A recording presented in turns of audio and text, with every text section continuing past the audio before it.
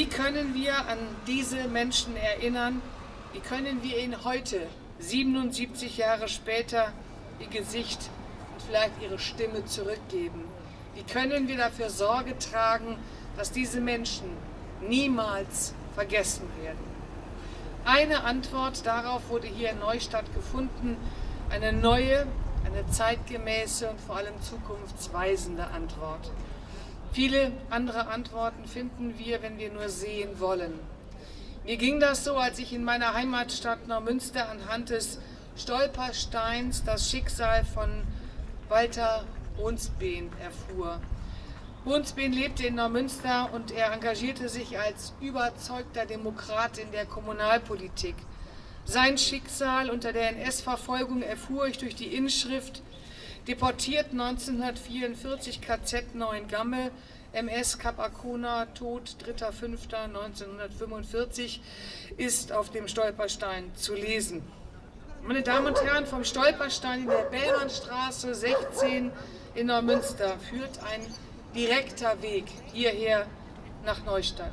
Die von den Nationalsozialisten kalkulierte und beabsichtigte Katastrophe der Kap Arkona und der Thielberg führt uns mit aller Deutlichkeit vor Augen, dass das Grauen des Zweiten Weltkrieges, die entfesselte Gewalt und das perfide, menschenverachtende Vorgehen der Nationalsozialisten auch hier bei uns in Schleswig-Holstein unmittelbar vor unserer eigenen Haustür stattfand. Diese Verbrechen konnten nur geschehen, weil ein Großteil der Gesellschaft, Menschen wie wir, wegsahen, wegsehen wollten. Es waren Initiativen, engagierte Einzelne und Kommunen, die hier erste wichtige Signale setzten, die den Spuren der Verbrecher vor ihrer eigenen Haustür nachspürten, erste Gedenkfeiern und Ausstellungen organisierten und Gedenksteine setzten. Heute wird das Gedenken an die Ereignisse des 3. Mai 1945 an vielen Orten in Schleswig-Holstein und über unser Bundesland hinaus begangen. Das internationale Erinnern mit den Überlebenden und Angehörigen steht heute auch für Begegnung im Sinne der Freundschaft und der Völkerverständigung. Junge Menschen gestalten dieses Gedenken aktiv mit und lassen die Erinnerung an die Geschehnisse weiterleben. Dass nun erstmals ein gemeinsames, zentrales Gedenken hier in Neustadt stattfindet, ist ein wichtiges Zeichen. Es ermöglicht allen, die nach Neustadt kommen, aus der Begegnung mit den Verbrechen der Vergangenheit aktive Konsequenzen für die Gegenwart und die Zukunft zu ziehen. Dies ist, meine sehr geehrten Damen und Herren, umso wichtiger angesichts der ungeheuren Bilder, die uns in diesen Wochen aus vielen ukrainischen Dörfern und Städten erreichen. Und es ist umso wichtiger angesichts eines wachsenden Antisemitismus, einer wachsenden Fremdenfeindlichkeit und eines wachsenden Nationalismus hier in Deutschland und überall auf der Welt. Davor dürfen wir die Augen nicht verschließen. Hier ist jede und jeder in unserer Gesellschaft gefragt und gefordert. Mit klarer Haltung und Entschlossenheit müssen wir uns als überzeugte Demokratinnen und Demokraten gegen Antisemitismus, Rassismus und jedwede Form von Ausgrenzung und Ablehnung stellen. Jeden Tag, egal wo wir sind. So wurde die Erinnerung an die Katastrophe in der Lübecker Bucht zu einer getrennten Erinnerung, auch wenn die Amikale versuchte, grenzüberschreitende Erinnerungsarbeit zu leisten, so gut es ging. In der DDR wurde die Geschichte der Versenkung ins antifaschistische Widerstandsnarrativ eingebettet. An Bord des Schiffes hatte es schließlich eine illegale Häftlingsorganisation gegeben, die versuchen wollte, das Schiff zu übernehmen und die Alliierten auf die Situation aufmerksam zu machen. Eine zentrale Figur bei der DDR-Erinnerung war der berühmte Schauspieler Erwin Geschonek, der die Kap Arkona-Versenkung überlebte und schon in den späten 40er und 1950er Jahren darüber berichtet hat.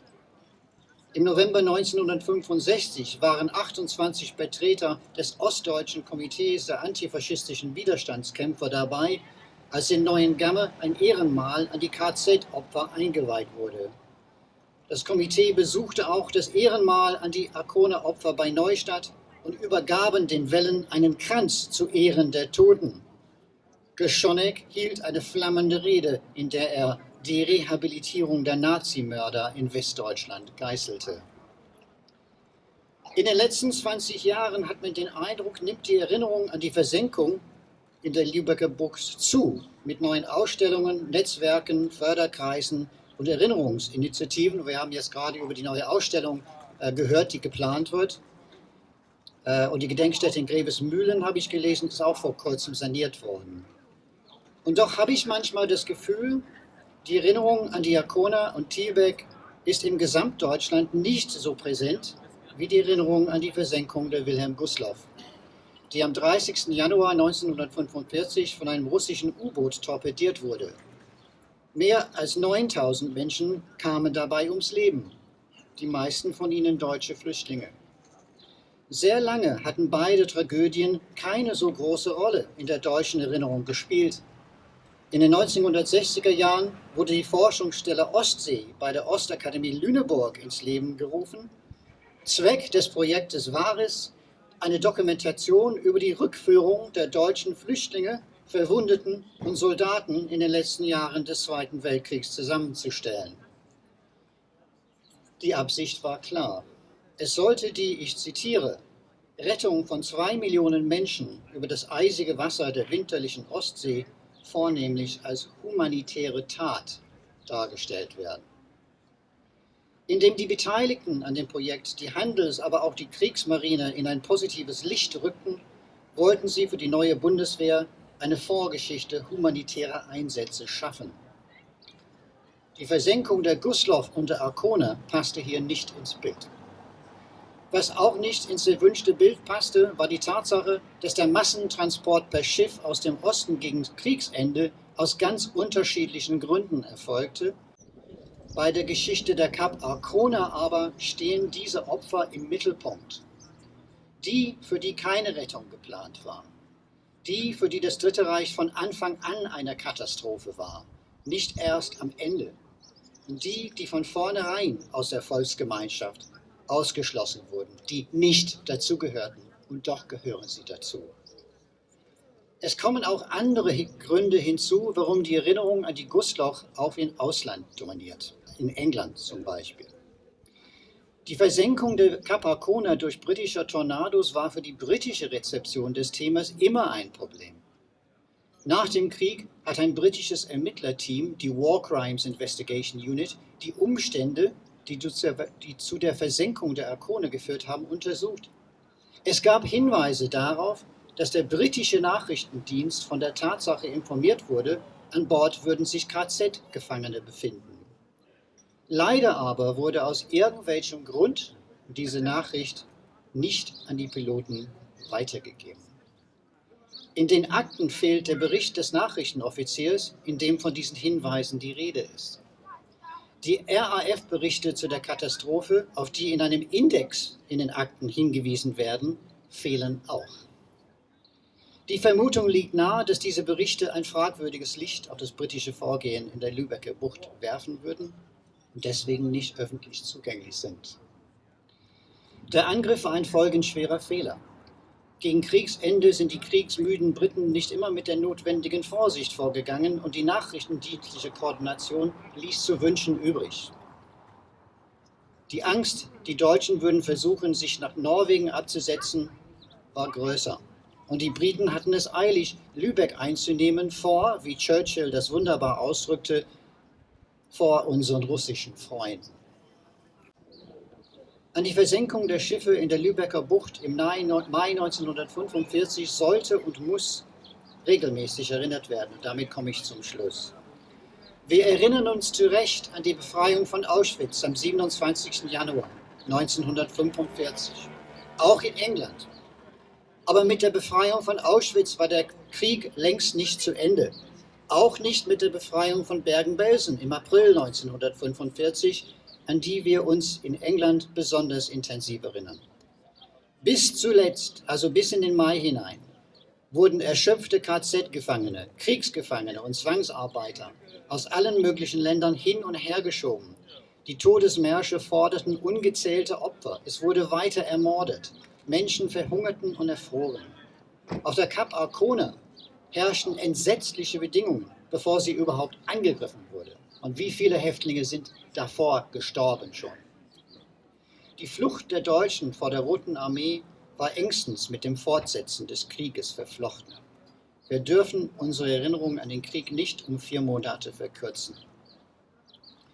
Das, was heute aus Mariupol, Butscha und anderen ukrainischen Orten berichtet wird, deutet auf Kriegsverbrechen hin. Es gibt Hinweise, dass die russische Armee Massengräber angelegt hat, um die Spuren zu verwischen. Immer wieder versuchen Armeen, Spuren zu tilgen und verstecken. Das ist ja nichts Neues. Was auf der Kap Arkona und der Thielberg passierte, war der Versuch, noch lebende Menschen vor den Augen der Welt zu verstecken. Das war durchaus mit den Todesmärschen vergleichbar. Kaum noch Lebende wurden weggebracht und im Zuge dieses verbrecherischen Vorgangs kamen sie massenweise ums Leben. Wir dürfen unsere Augen, wie schon gesagt worden ist, nicht vor Massenmord und Kriegsverbrechen verschließen, aber wir dürfen die auch nicht vor dem Verschwindenlassen von Spuren verschließen lassen. In den Tilgen von Spuren liegt schon die Leugnung, dass überhaupt ein Verbrechen stattfand. Das ist einprogrammiertes Vergessen. Und dem sollen wir die Kraft des Erinnerns entgegensetzen. Und vor allen Dingen beeindruckt mich auch, dass es gelungen ist, diese Veranstaltung heute hier auf dem Marktplatz stattfinden zu lassen. Und eben nicht nur Gedenken, wie es in den vergangenen Jahren am Ehrenfriedhof stattfand, sondern wirklich inmitten der Stadtgesellschaft zu etablieren. Das ist, würde ich sagen, eine klassische Vorlage eigentlich auch für Herrn Möller. Ne? Sie haben immer die Form des Gedenkens kritisiert. Da gehen Sie dann mal schnell zum Ehrenmal und Kranz niederlegen und weg sind Sie und dann vergehen wieder 364 Tage. Was sagen Sie zu diesem Jahr? Ist Neustadt auf einem guten Weg? Ja, ganz offensichtlich. Also gerade auch in Neustadt, da habe ich doch tatsächlich das erleben müssen, dass da mal jemand dann seine Gedenkrede geschlossen hat und hat gesagt, ist die Gelegenheit da, darauf hinzuweisen, hier findet gerade die Landesgartenschau statt, meine Damen und Herren, und wenn Sie sich für Blumen interessieren, gehen Sie da auch noch hin. Wer war das? Das habe ich vergessen. Das zum Thema Erinnern. Nein, aber der Hintergrund ist doch völlig klar. Ja. Also da weiß zwar jemand, dass er den Termin hat, aber hat sich emotional nicht darauf eingestellt. Und so kann dann so eine Entgleisung passieren. Ja, das ist in Hamburg auch passiert. Ja. Sehr geehrte ehemalige Zwangsarbeiter, die Stadt Hamburg sieht heute so schön aus. Gucken Sie hier gut um und fahren Sie nach Hause und berichten Sie davon. Sowas habe ich in Hamburg auch schon erlebt. Und dass man dann eben jetzt die Form überdenkt und irgendwie von dem Ritualisierten wegkommt und sich mit Inhalten beschäftigt. Das ist nach meiner Meinung das richtige Rezept. Und so findet man auch Motivation bei Schülerinnen und Schülern. Wenn die sich selber was erarbeiten, dann haben sie manchmal selber anschließend nach der Arbeit am Inhalt das Bedürfnis, eine symbolische Handlung vorzunehmen. Das war zum Beispiel mit der Schulklasse meiner Frau so. Da wurde dann die Einsetzungsworte am Denkmal von der Klassensprecherin gesprochen und nicht von meiner Frau. Also so kann das gehen. Na, ich fand ja auch schon im Jahre 2019, dass zum Beispiel die Morde am Pelzerhakener Strand nicht bekannt sind. Die Stutthof-Morde. Die Stutthof-Morde. Und also in der Ausstellung im Museum spielen sie keine Rolle. Und in dem grundlegenden Buch von Willi Lange wird es erwähnt, aber eben nicht ausführlich dargestellt. Das habe ich dann nachgeholt. Das war 2019 in Pelzerhaken, war eine wissenschaftliche Konferenz. Herr Niffe war auch dabei. Da sollte mal sozusagen der Forschungsstand zu Neustadt-Fragen dargestellt werden als Vorbereitung für die neue Ausstellung. Und zu diesem Zweck habe ich das gemacht. Aber irgendwie von dieser Konferenz, da hat es kein Echo gegeben, keine Presseberichterstattung, nichts. Aber was dann sich ausgewirkt hat, ist, dass da eben Leute dabei waren, die zu den Nebenklägern im Bruno-Dai-Prozess Kontakt hatten. Und Bruno Dai ist einer der SS-Leute, die dann hier auch am Strand vom Pelzerhaken rumgelaufen sind. Und daraufhin ist dann über die Nebenkläger veranlasst worden, dass ich im Prozess als Gutachter auftreten sollte. Und auf einmal war das ein journalistisches großes Thema, unter anderem für die Lübecker Nachrichten. Und dann bin ich dann mit einem riesengroßen Passbild und 3/4 Seite Text dargestellt worden mit diesem Inhalt, und so sind wir auch zusammengekommen. Das stimmt, weil ich mich so aufgeregt habe, ne? Nee, Sie hatten damals, glaube ich, gesagt, Sie sind in Pelzerhaken groß geworden und haben in Ihrer Schulausbildung von diesen Sachverhalten nichts erfahren. Das stimmt, genau so war das. Und so ist dann der Podcast Besser spät als nie mit Jens zusammen entstanden. Das war das. Genau, und ich fand das sehr treffend, was Sie gesagt haben, Sebastian, und das deckt sich eigentlich mit den Erfahrungen, die ich gemacht habe. Also es liegt nicht an den Inhalten, die sind da, aber es liegt an der Vermittlung und, ich hoffe, da trete ich keinem auf den Schlips, auch zum Teil an dem fehlenden Know-how, diese Inhalte zu den Kindern und Jugendlichen zu bringen, Stichwort Social Media etc. Also wenn ich noch eine persönliche Anmerkung da reinschmeißen darf, es geht natürlich auch um Geld, um Anschaffung, um Investitionen. Ich glaube, dass das eine sehr, sehr, sehr, sehr, sehr gute Investition wäre, eben in die digitalen Kanäle zu investieren und die Kinder und Jugendlichen dort abzuholen, weil es liegt nicht an den Inhalten. Genau. Ja, und ich würde gar nicht sagen, also das geht ja nicht nur um eine technische Infrastruktur, es geht ja auch um Schulungen unseres Personals und überhaupt, die Gedenkstätte hat gerade 2 hauptamtliche MitarbeiterInnen. Und so toll ich diese Projekte auch skizziert habe, Social Media und wir müssen dahin, wo die Jugendlichen sind, natürlich ist das auch eine Frage personeller Ressourcen. Und also was man noch ergänzen könnte, ist Informationen zur Frage, wie ist es dann anschließend weitergegangen. Also da sind dann 500 Überlebende am Strand gewesen und noch 1500 KZ-Häftlinge in Lübeck, die noch nicht eingeschifft waren. Und die britische Besatzungsmacht musste sich jetzt überlegen, was macht man mit dem. Und daraufhin, also das Problem haben sie gelöst, indem sie die restlichen deutschen Soldaten aus der Marinekaserne rausgeschickt haben. Und dann ist die Marinekaserne eines der wichtigsten Displaced-Person-Lager von Norddeutschland gewesen. Und beleuchtet. Da gab es ein eigenes jüdisches Leben in der Kaserne, ja, ne? Beleuchtet es nicht. Ein bisschen weiß man jetzt, Norbert Karl hat verdienstlicherweise vor kurzer Zeit ein Band zu dem Thema gemacht.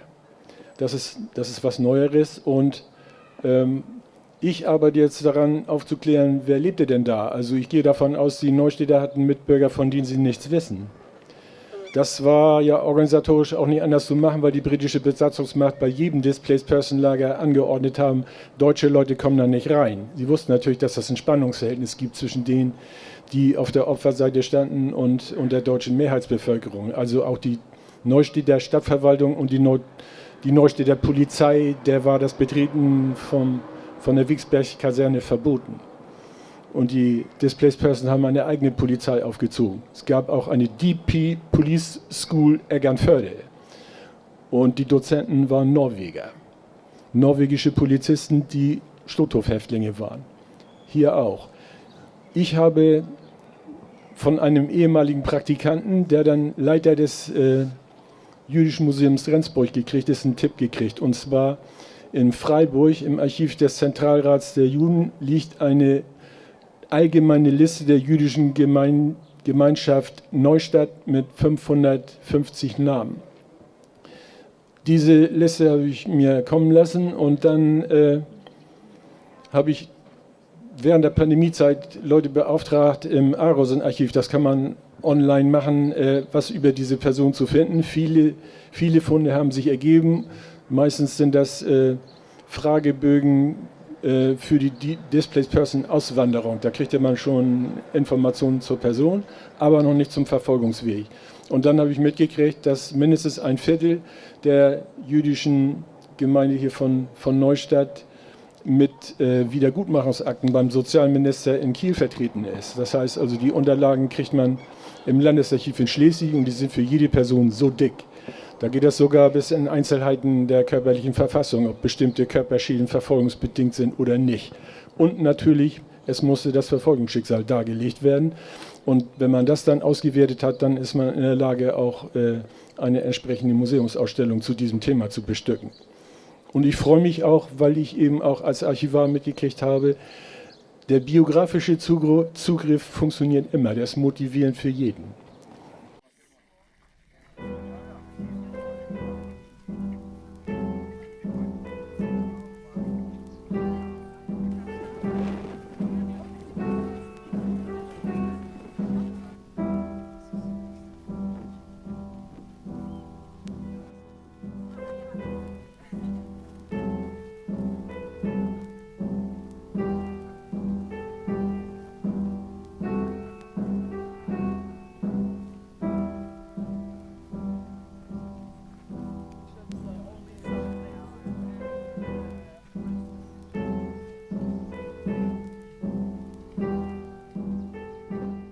Wir haben uns besonders für die KZ-Zeit von Roger Vivet interessiert und haben ein paar seiner Erlebnisse in dieser Figur hier festgehalten.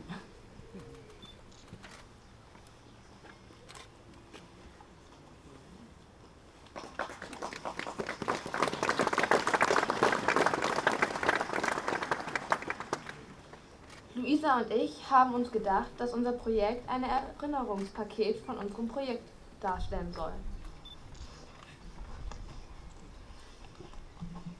Also das Äußere vom Paket spiegelt die damalige Zeit, aber auch vor allem die Zeit von Roger Vivet wider, mit ein paar Details. Und innen drin gibt es dann Bilder von unserer Projektzeit, die Herr Günzer von uns gemacht hat.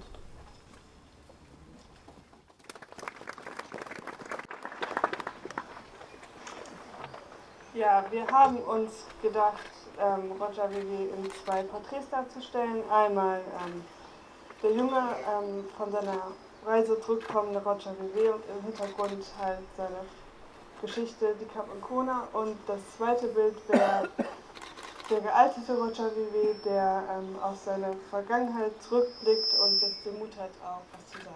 Vielen Dank. Also, wir haben in unserem Projekt viel über Rogers Leben und besonders die Zeit, in der der in einem Arbeitslager Zwangsarbeit verrichten musste, gelernt. Dabei hat uns vor allem das Foto, das ein paar Wochen nach seiner Rettung gemacht wurde, besonders beeindruckt. Das haben wir auch schon gezeigt. Auf diesem Foto wiegt er nur 37 Kilo. Man sieht ihm an, was er durchmachen musste. Unsere Kunstwerke versuchen ihm durch diese Zeit nahezukommen und das Unfassbare seiner Leidensgeschichte zu verstehen. Uns hat am meisten sein Durchhaltevermögen beeindruckt und dass er an keiner Stelle aufgegeben hat.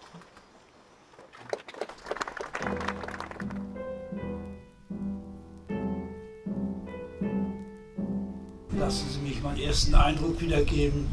Es ist überwältigend, wie viele heute hier zu uns gekommen sind. Ich hätte es, ehrlich gesagt, kaum für möglich gehalten.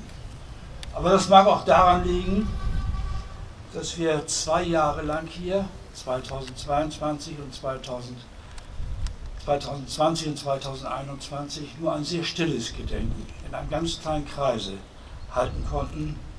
Und in diesem Jahr sind wir jetzt wieder zusammen, um unsere Gedanken zurückgehen zu lassen an diejenigen, die so Schreckliches hier in unmittelbarer Nähe des Platzes, an dem wir sitzen, durchgemacht haben.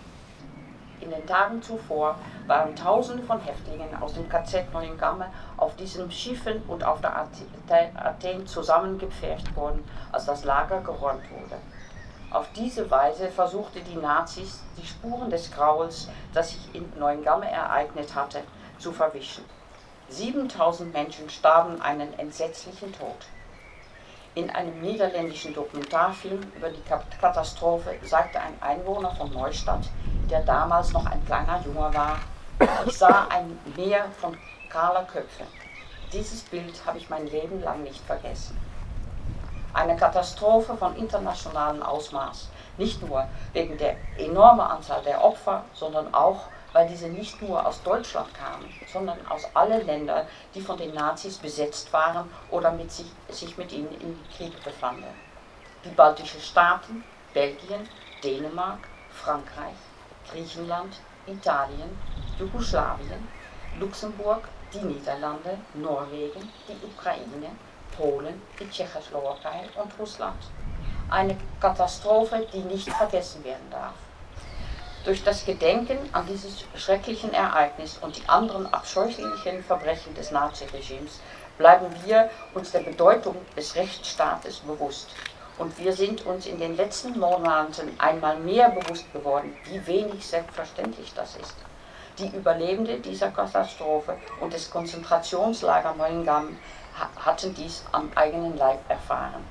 Nicht ohne Grund haben die Gründer der Amical International als erster Ziel der Organisation formuliert: Erhaltung des Friedens und der europäischen Sicherheit.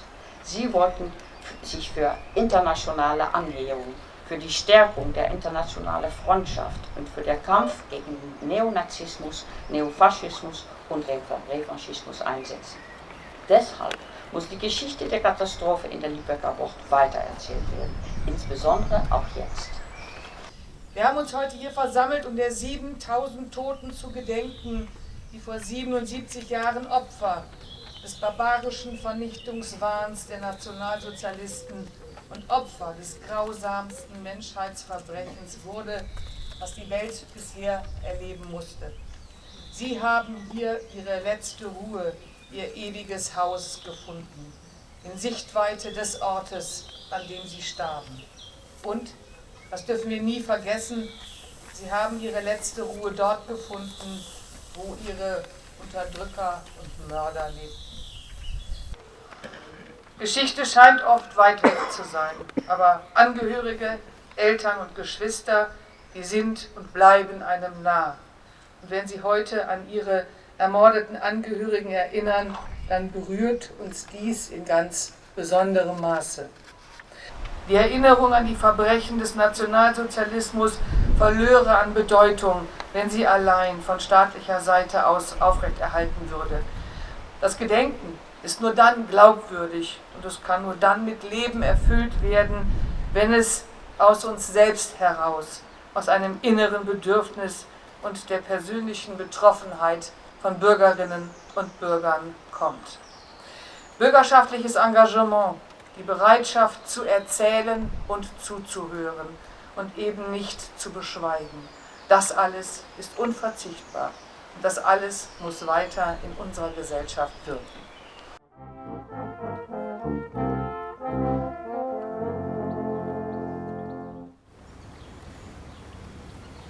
Dzień dobry. Jestem szczęśliwa, że mogę tutaj być i mówić do Was. Bardzo za to dziękuję. Nazywam się Magdalena Weissen. Jestem wnuczką Kazimierza Weissen, więźnia obozu koncentracyjnego Neuengamme. W Polsce mieszkam w Łodzi. Mój dziadek w maju 1942 roku został wywieziony jako robotnik przymusowy do Niemiec. Tam pracował u gospodarza w Hamburgu. W kwietniu 1944 roku pod zarzutem nielegalnego zgromadzenia i śpiewania pieśni patriotycznych trafił do obozu karnego Hamburg-Wilhelmsburg. 2 miesiące później został zwolniony i skierowany do pracy w fabryce metalowej. 14 października 1944 roku na skutek ujawnionej w fabryce akcji sabotażowej aresztowano go na terenie baraków cywilnych w dzielnicy Hamburg-Billbruck. Aresztowano go i innych mężczyzn jako podejrzanych o udział w akcji sabotażowej. Część z nich była okrutnie bita przez Gestapo podczas przesłuchań. 5 miesięcy później, na początku marca 1945 roku, mój dziadek został skierowany do obozu koncentracyjnego Neuengamme. W obozie nadano mu numer 76633. W drugiej połowie kwietnia 1945 roku dziadek został z innymi więźniami przetransportowany do Lubeki. Załadowano go najpierw na statek Aten, po kilku dniach przeniesiono go wraz z innymi na Kap Arkone, a później z powrotem na Atenę. Tam dziadek przebywał do 3 maja 1945 roku. Atena nie zatonęła, ponieważ płynęła z powrotem do portu w celu zabrania jeszcze większej ilości więźniów. Mój dziadek przeżył, był wśród szczęśliwców, którzy dostali nowe życie. Po wyzwoleniu DP Camp w Wentorfie, niedaleko Neuengamme, dziadek Kazimierz poznał moją babcię Jadwigę, która była wyzwoloną robotnicą przymusową. Po wielu strasznych przeżyciach stało się coś cudownego, zakochali się w sobie, przyjechali do Łodzi i pobrali się. Już jako dziecko wiedziałam, że mój dziadek był więźniem obozu koncentracyjnego, ale nie wiedziałam nic więcej na ten temat, nie rozumiałam. Dziadek zmarł, gdy miałam tylko 10 lat.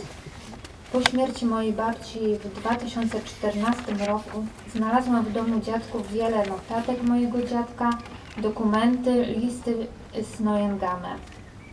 Skontaktowałam się z miejscem pamięci i jestem szczęśliwa, że mogę uczcić pamięć mojego dziadka, mówiąc o nim, o jego przeżyciach. Gdy pierwszy raz przyjechałam do Neuengamme, to było dla mnie bardzo wzruszające, tym bardziej, że przez wiele lat mój dziadek nie mógł udokumentować tego, że był więźniem Neuengamme. On cały czas szukał dowodów na to, pisał do Arolsen, Neuengamme. Dopiero po jego śmierci zaczęła przychodzić korespondencja z miejsca pamięci. Niestety babcia na to nie reagowała, może nie chciała wracać do przeszłości.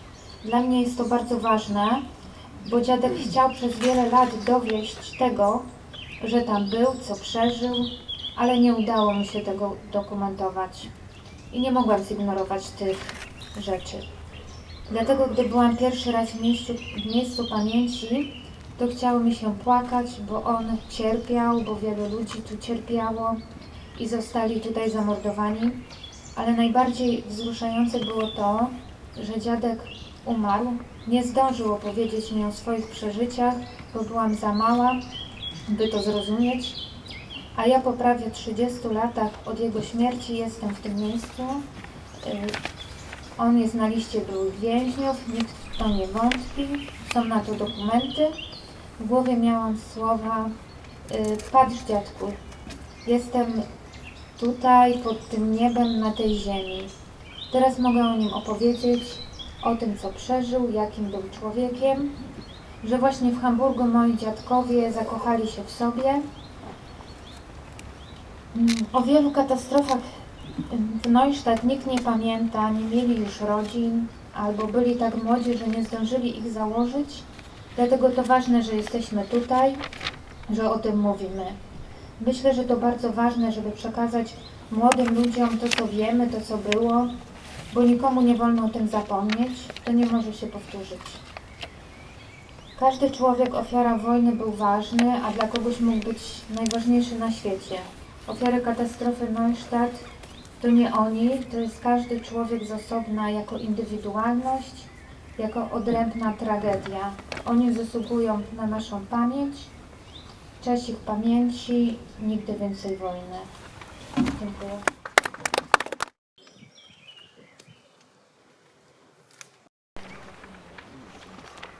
Je vous remercie de m'inviter à faire ce petit discours sur mon père, Eugène Jeune, qui, comme un jeune médecin de 25 ans, est décédé sur le Cap Arcona le 3 mai 1945. Il était attaché au mouvement de la résistance française, Combat, et a participé à un groupe de résistance dans la ville natale Lyon. Comme jeune médecin dans un grand hôpital, il s'occupait des liaisons et transferts entre la ville et les maquis-écoles dans les Alpes, que les possibilités de séjour et de transport de l'hôpital facilitaient. Il a été arrêté le 20 avril 1944 par le boucher de Lyon, Klaus Barbie, le chef de la Gestapo de la ville. Il a d'abord été emprisonné dans la fameuse prison Montluc, où 30 résistants français ont été emprisonnés, et de là amenés à l'interrogation et à la torture par Klaus Barbie et ses tortionnaires au siège de la Gestapo de Lyon. Quelques semaines avant la libération de Lyon, en août 1944, mon père a été transféré en train dans le camp de rassemblement de Compiègne, au nord de Paris, et est parti de là en train de Neuengamme le 28 juillet 1944. À Neuengamme, il travaillait comme un médecin prisonnier au Revier 2. Ici, il a coopéré avec d'autres médecins prisonniers de différents pays, entre autres un médecin danois, Gregers Jensen, qui après la guerre est devenu mon beau-père. Ce que j'ai raconté avec plus de détails l'année dernière online. Puisque j'avais seulement une demi-année quand mon père a été capturé par la Gestapo, je n'ai aucun souvenir de lui et je n'ai pas pu créer de lien émotionnel avec lui. Pourtant, il a toujours été dans ma mémoire et dans mes pensées, ainsi que dans les pensées et les conversations de ma famille. J'ai souvent pensé à sa mort sur le Cap Arcona. Un co-prisonnier français qui a réussi à sauter dans la mer et à nager à la côte, a dit à ma mère après la guerre qu'en montant sur le pont du bateau, il avait vu mon père aider des prisonniers avec des peaux dures. Si c'est vrai, il est seulement mort après les bombardements. Mais comment est-il mort? A-t-il été brûlé à mort, comme bon nombre de prisonniers qu'il a tenté d'aider? A-t-il été asphyxié ou est-ce qu'il s'est noyé? Il ne s'est probablement pas jeté dans la mer lui-même car il ne pouvait pas nager. Il était coureur et alpiniste. Je pense que comme médecin, il était bien obligé de rester avec les malades. Bien que nous ayons quelques rapports de prisonniers survivants de l'enfer qu'était le Cap Arcona bombardé, il est presque impossible de s'imaginer quelle souffrance les milliers de prisonniers ont dû chacun supporter avant qu'ils meurent sur le Cap Arcona ou dans la mer autour du navire. Il y a peu de temps, on aurait pu espérer que de telles tragédies de guerre ne se répètent plus, du moins sur la terre européenne. Mais malheureusement, cela a eu lieu de nouveau. Bien qu'il faut être prudent en comparant les différentes tragédies de guerre, les conséquences horribles du bombardement sur Mariupol et d'autres villes d'Ukraine m'ont encore fait penser à tout ce que mon père a vécu pendant ces dernières années. Nous ne devons jamais oublier les souffrances humaines que les guerres provoquent. Et nous ne devons pas non plus oublier à quel point il est important de résister malgré les grands coups. Il est important de garder vivant la mémoire de ces tragédies. Je serai content de voir le nouveau musée Cap Arcona que j'ai revu hier, ici à Neustadt, et je visiterai bientôt avec mes enfants et mes petits-enfants. Merci. Ja, ich weiß es nicht, weil Sie haben nie über diesen Onkel gesprochen. Und als ich alle diese Papiere gefunden habe und dann plötzlich war ich schockiert und dann habe ich mich wirklich gefragt, aber warum hat man nie über ihn gesprochen? Das hat mich ein bisschen, wie sagt man, verärgert? Verärgert, genau. Und ich habe später erfahren, dass es ziemlich üblich ist, dass man nicht über die KZ-Häftlinge, die gestorben sind in der Familie, dass man nicht so oft spricht, weil es also zu schmerzhaft oder schmerzsam ist. Das heißt also, die Nachricht hat in Ihnen eine Motivation ausgelöst, selbst zu recherchieren und sich selbst auf die Suche zu machen unter dem Motto, also wenn es mir schon keiner erzählt hat, dann möchte ich es eben selber herausfinden, richtig? Ja, also genau. Für mich war es wichtig, zuerst habe ich gedacht, warum hat man ihn vergessen? So war das. Und ich meine, das darf nicht sein. Ich muss etwas dagegen machen. Wie gesagt, das Gedenken der Opfer ist wirklich für mich nicht nur also zum Ehren und Erinnern, aber wegen dieser, sie haben also ihre Würde, sie haben ihren Namen verloren und das ist auch eine Rückgabe. Durch das Gedenken muss man auch reflektieren, wie ist man also auf solche Grausamkeit gekommen? Welche sind die Hintergründe? Und damit das nicht also wiederholen kann, damit das nie wieder passiert. Auf der anderen Seite, es ist auch wichtig, also die Geschichte in Gesicht zu sehen und nicht wegschauen. Man muss seine Geschichte akzeptieren und analysieren und eine Lehre auch daraus machen, damit es also überhaupt nie wieder geschieht. Why is it important for you personally to commemorate the 3rd of May here in Neustadt?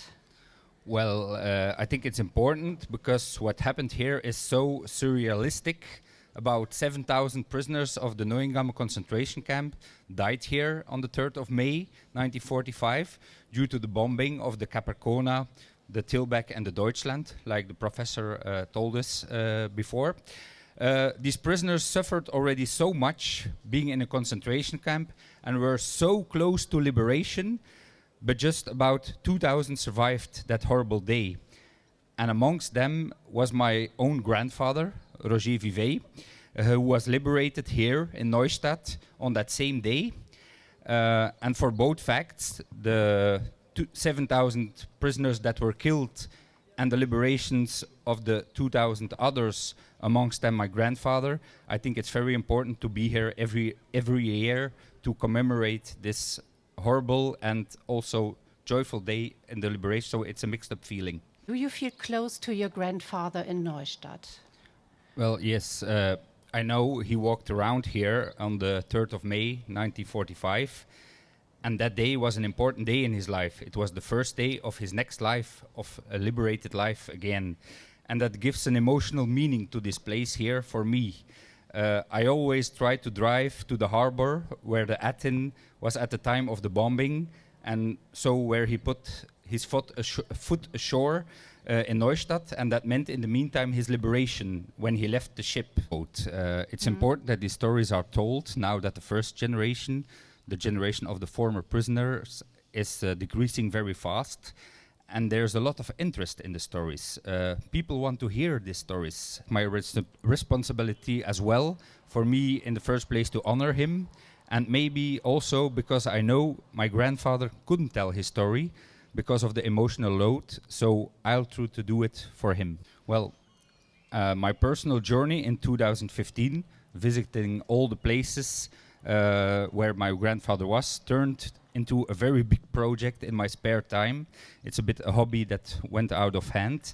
And some accidental encounters during that journey made me become member of the Belgian Amical of Neuengamme. And I became very active building a website for them, trying to digitalize archives for them, doing research about Belgians in Neuengamme.